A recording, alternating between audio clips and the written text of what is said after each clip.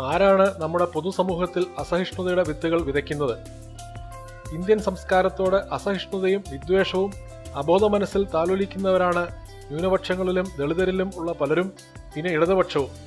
ചില അവസരങ്ങളിൽ ഈ വിദ്വേഷം മറനീക്കി പുറത്തു ചാടും, പ്രത്യേകിച്ച് ന്യൂനപക്ഷങ്ങൾ നിയന്ത്രിക്കുന്ന മാധ്യമങ്ങളിലൂടെ.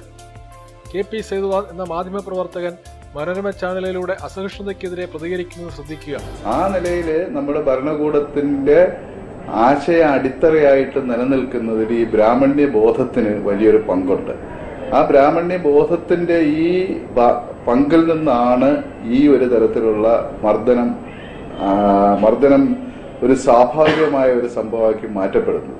അപ്പൊ നമ്മൾ വളരെ ഇതായിട്ട് നമ്മുടെ ഇന്ത്യൻ ആത്മീയതയുടെ വളരെ ഇതായിട്ടെല്ലാം പറയുന്ന ചില ഇതുണ്ട്. കാരണം പൂർണ്ണത്തിൽ നിന്ന് പൂർണ്ണം എടുത്തു കഴിഞ്ഞിരുന്നാലും പൂർണ്ണം എന്നെല്ലാം പറയുന്ന ഈ സാധനങ്ങളുണ്ട്. ഇതെല്ലാം തന്നെ ഇന്ത്യൻ തത്വചിന്തയുടെ വലിയ ഉദാത്ത മാതൃകകളായിട്ട് പറയുന്നുണ്ട്. പക്ഷെ ഈ മാതൃകകൾ പറയുന്നവരെല്ലാരും തന്നെ മറക്കുന്ന ഒരു കാര്യമുണ്ട്. ദളിതൻ പണിയെടുക്കാനില്ലെന്നുണ്ടെങ്കിൽ ഒരു പൂർണ്ണവും പൂർണ്ണത്തിൽ നിന്ന് മാറില്ല.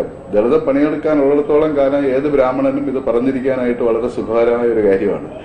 അപ്പൊ ഈ ഒരു പ്രത്യയശാസ്ത്ര ബോധം അറിഞ്ഞോ അറിയാതെയോ നമ്മുടെ ഭരണകൂട സംവിധാനത്തിന്റെ അവിഭാജ്യ ഘടകമായിട്ട് നിലനിൽക്കുന്നു. ഉപനിഷത്ത് സത്യങ്ങൾ നമ്മൾക്ക് പഠിപ്പിച്ചെന്ന ബ്രാഹ്മണന്മാരെ അധിക്ഷേപിക്കുകയാണ് അദ്ദേഹം.